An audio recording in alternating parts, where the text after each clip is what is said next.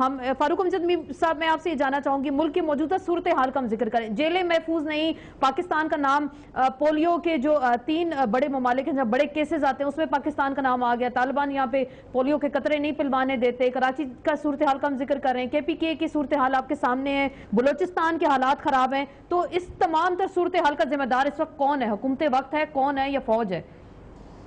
دیکھیں, اس پہ سارے ہی ذمہ دار ہیں. کسی ایک پہ ذمہ داری ڈالنا جو ہے یہ مناسب ہوگی. ہم نے اپنی بعد انتظامیہ سے جو پچھلے 35-40 سال سے ہم چلا رہے ہیں اس میں ہر ایک نے اپنا جو ہے وہ حصہ ڈالا ہوا ہے. لیکن بات یہ ہے کہ اب اس کو کنٹرول کرنے کا جو چانڈیو صاحب نے ٹھیک بات کہی کہ باقی جماعتیں ان کے ساتھ تعاون نہیں کرتی, لیکن یہ کبھی اپنے طور پہ بھی غور کریں. تعاون ان کے ساتھ ہو نہیں سکتا. ان کا اپنا جو ہے وہ نہ کوئی کمٹمنٹ ہے, نہ ان کا جو ہے وہ اپنا کردار اس میں صاف ہے. جو ان کی حلیف جماعتیں ہیں وہ ساروں پہ ان پہ الزام ہے, یہ پھر بھی ان کو ساتھ لے کے چل رہے ہیں. تو ایسی جماعت اور ایسی حکومت کے ساتھ کون تعاون کر سکتا ہے جس کی اپنی کوئی کریڈیبلٹی نہیں ہے؟ یہ پولیس والے جو ہے وہ جو وہاں پہ جا کے کوئی کام کرنا چاہتے ہوں گے, میں تو سمجھتا ہوں ان کو سلوٹ کرنا چاہیے. جو پہلے جنہوں نے آپریشنز کیے, جنہوں نے وہاں پہ کام کیا, ان کے ساتھ جو سلوک ہوا اور ایک آنکھ سے بھی کسی سے آنسو نہیں ٹپکا. جب آپ اپنے کرندوں کو, اپنے کام کرنے والے بیوروکریسی کو آپ پروٹیکشن نہیں دیں گے تو پھر اس کے بعد کیا ہوگا؟ وہی ہوگا جو ہو رہا ہے. تو اس لیے سب سے پہلا جو ہے میں یہ سمجھتا ہوں کریڈیبلٹی کا کرائسس ہے اس گورنمنٹ کا. اس کو پہلے یہ دور کرے, پھر اس کے بعد کوئی اور بات کہیں پہ ہوگی. پھر اس ساری صورتحال کو اگر پھر ہم دیکھیں اور اسی زمینی حقائق کو اگر ہم دیکھیں پھر اس کو الیکشنز کے ساتھ ریلیٹ کریں, کریڈیبلٹی آپ کہہ رہے ہیں نہیں ہے, ٹرسٹ ڈیفیسٹ موجود ہے, تو پھر اس حکومت کے ساتھ اور پیپلز پارٹی کے ساتھ ظاہری بات ہے الیکشن تو انہوں نے ہی کروانے ہیں, تو پھر کیسے بات چیت ہوگی؟ بات چیت کا آغاز کیسے ہوگا جب حالات کا ہم اوور آل جائزہ لے رہے ہیں اس وقت؟ دیکھیں, بات یہ ہے کہ یہ جو الیکشن ہونے ہیں اس حکومت نے بالکل نہیں کرانے. یہ الیکشن کمیشن نے کرانے ہیں, اور اس کے ساتھ ساتھ جو ہے وہ ایک نگران حکومت آئے گی جس میں آج بھی تحریک انصاف نے یہ موقف اختیار کیا ہے کہ جو انہوں نے آئین میں لکھا ہے کہ حکومت اور اپوزیشن کرے گے, اس کی بندر بانٹ کی بجائے باقی ساری پارٹیز کو بھی اعتماد میں لیا جائے تاکہ ہر ایک کو یہ یقین ہو کہ الیکشن شفاف ہونے جا رہے ہیں. اگر یہ صورتحال نہ ہوئی, کسی ایک فریق نے بھی, وہ کوئی ہو, کسی نے اس کا فائدہ اٹھانے کی کوشش کی گئی تو یہ یقین رکھیں کہ پاکستان میں بہت بڑی تباہی آگے آئے گی. لوگوں نے بڑی ساری توقعات بالکل اس الیکشن سے وابستہ کر رکھی ہیں. ایک طرف تو ملک کے سیاسی حالات ہیں, زمینی حقائق پہلی بات تو بہت سارے مسائل ہیں ہمارے, اور دوسری جانب الیکشن آگے سارے. ٹھیک ہے, الیکشن کی بات کرتا ہوں. پہلے تو ایک پراچا صاحب نے بات کر دی ہے, میں ان کا احترام کرتا ہوں, سینئر سیاستدان ہیں اور بڑی اچھی بات ہے اور بڑا درد رکھتے ہیں قوم کا اور پاکستان کا. لیکن اسی لحاظ سے میں نرمی سے پیار سے بات کر رہا ہوں کہ اگر حساب کتاب لیں, اللہ سے ڈرنا ہے اور قیامت کے روز پر آپ کا حساب یقین ہے تو اعتراف کر لیجئے اور سیاست سے کنارہ کش ہو جائے کہ پاکستان کی سیاست میں تشدد کا آغاز آپ نے کیا ہے, پراچا صاحب کی جماعت نے کیا ہے. کراچی میں پہلی بار کراچی کے رستوں پہ خون بہایا ہے سیاسی لوگوں کا, وہ آپ کی جماعت نے بہایا ہے. یہ ساری تربیت آپ کی ہے, یہ آپ کے لوگ تھے جو آپ سے پھر بعد میں منحرف ہو کر الگ دوسری جماعت میں گئے. آپ کی سیاست سے پہلے 77 سیاست کی پہلے, اس سے پہلے کراچی میں تشدد نہیں تھا, سندھ میں تشدد نہیں تھا. یہ آپ نے آغاز کیا جماعت اسلامی لے کے آئی. بے شک لا ریب لوگوں کو, سیاسی کارکن کو زندہ جلانا, قتل کر دینا, پیٹرول ڈال کے جلا دینا, یہ روایت سندھ کی سیاست کی نہیں تھی اور پاکستان میں بھی کہیں نہیں تھی. یہ سارا انہوں نے کیا. وہ جو ان کو تڑپ تھی شمس اور البدر الشمس کی, وہ یہاں انہوں نے پاکستان میں بنگلہ دیش میں نہیں. آپ اعتراف کریں یہ گناہ آپ نے کیا ہے اور آپ بھگت بھی رہے ہیں. عوام آپ پر ذمہ دار نہیں. ابھی انہوں نے ایک بات کی ہے ہمارے میر صاحب نے بھی, وہ بھی اچھی بات کی ہے کہ اعتماد لوگوں کا, ہم پر تو لوگوں کا اعتماد ہے.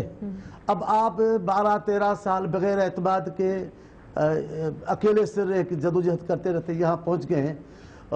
تجربہ گاہ سے ہو کر آپ کی قیادت آ رہی ہے اور آپ کی پارٹی, چلو آپ کو بھی دیکھ لیں گے, لیکن ایسے فوری طور پہ الزام لگانا اچھا نہیں ہے. الیکشن کسی بھی حکومت کوئی بھی ادارہ کرائے, اس حکومت نے وہ ادارے کو آزادی دی ہے. آج جس الیکشن کمیشن پر آپ اعتبار کر رہے ہیں, اس الیکشن کمیشن کو آزاد کرانے میں اس حکومت کا ہاتھ ہے. آج جس الیکشن کمیشنر پر پورا پاکستان اعتماد کر رہا ہے, اس الیکشن کو نامزد کرنے میں اس اپوزیشن اور اس حکومت کا حصہ ہے. اور ہم نے جو آئین میں اس میں شامل کیا ہے کہ اپوزیشن کی اور حکومت کی جماعتیں مل کر کوئی دیں گے، سیٹ اپ دیں گے، تو ظاہر ہے اپوزیشن کیسے ہمارے ساتھ ہوگی، وہ بھی بہتر نام دیں گی، ان کے بھی تو ان کے وقار کا سوال ہوگا۔ صاحب سے بات کرنے سے پہلے پراجہ صاحب سے جواب دے لوں، ذمہ دار آپ ہیں پراجہ صاحب، ملک میں تشدد، کراچی میں تشدد، بھتہ خوری، وہاں پہ ٹارگٹ کلنگز، اور اس کے سارے ذمہ دار آپ کی جماعت ہے۔ 70s کی سیاست کی بات اگر میرا خیال ہے چانڈیو صاحب نے بات تو کی تھی آخرت کی، لیکن انہیں آخرت یاد نہیں ہے، نہ انہیں یہ یاد ہے کہ دو فرشتے ان کے ساری زبان سے نکلے ہوئے جملوں کو لکھ رہے ہیں، ان کا نامہ اعمال لکھا جا رہا ہے، اور اتنا بڑا جھوٹ ہے، یعنی سفید جھوٹ انہوں نے بولا ہے۔ ایک آدمی کا بھی نام بتا دیں کہ جس کو زندہ جلایا گیا ہے جماعت اسلامی نے۔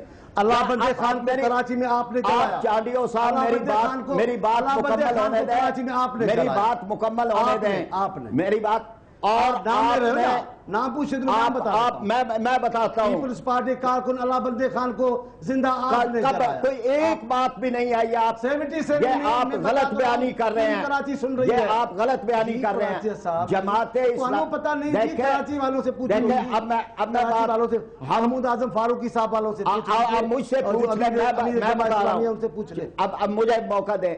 یہاں کراچی کے اندر 2 مرتبہ عبدالستار افغانی میئر رہے ہیں، 1 مرتبہ نعمت اللہ خان میئر رہے ہیں، کوئی واقعات وہاں پر تشدد کے ہوئے ہیں؟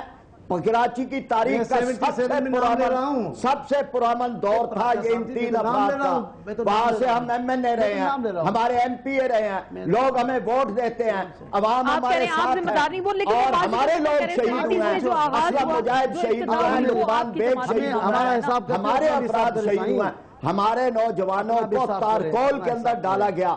ان قاتلوں کے ساتھ یہ بیٹھے ہوئے ہیں جن قاتلوں نے تعلیم گاہوں کے اندر سے نوجوانوں کو، اسلامی جمعیت طلبہ کے نوجوانوں کو ڈرل مشینوں کے ساتھ جن کے جسموں میں سوراخ کی ہے، اور ان کے ساتھ یہ بیٹھے ہوئے ہیں، ان کو یہ تحفظ دے رہے ہیں۔ تو کراچی کے تشدد کے اندر بہت بڑا حصہ ان کا ہے۔ ناکام ہو گئی طارق عظیم صاحب، آپ کو حالات کا دیکھیں نا، یہ کہنے سے نہیں ہوتا، عدالتیں موجود ہے، آپ کسی عدالت کا حوالہ دیں کہ کسی عدالت کے اندر ہمارے کسی ایک آدمی کو بھی کوئی سزا ہوئی ہے۔ اس وقت پاکستان کے لیے پراچہ صاحب، طارق عظیم صاحب جواب دیں۔ پاکستان کی جو حالات ہیں جی، میں سمجھتا ہوں کہ شاید ہی کوئی پاکستانی جو ہو جس کو اس وقت وہ ڈسٹرب نہیں ہے، جس کو پتہ نہیں ہے کہ ملک کس طرف جا رہا ہے۔ کل ہی آپ لے لیں کہ فائنینشلی آپ دیکھ لیں ملک کی تباہی کی طرف جا رہا ہے۔ ہماری انویسٹمنٹ اسٹیٹ بینک کی گورنر کی کل آپ رپورٹ پڑھ لیں، 1.5 بلین کے سر ہم وہ روزانہ نوٹ چھاپ رہے ہیں آپ، 6 سے 8 ارب روپے کی کرپشن کے بعد نیب کے چیئرمین صاحب کر رہے ہیں، جو کہ ہم نہیں کر رہے، وہ خود کہہ رہے ہیں۔